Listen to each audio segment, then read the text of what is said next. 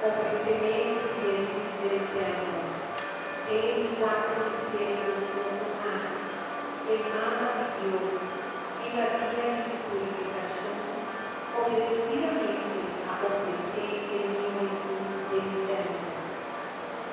Obviamente, sin mancha, para el medio de acto A, una humildemente o sometemos ministra de ley de purificación y testamento, donada y maya corriente de força mortal y coraje a obedecer tu ley y autoridad eclesiástica civil.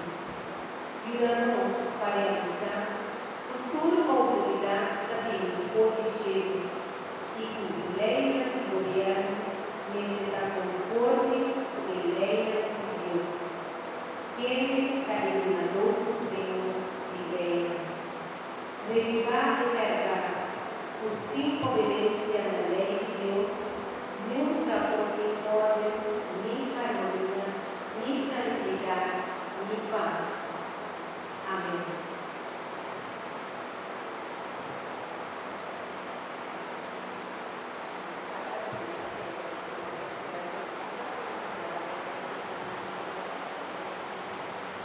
Gracias.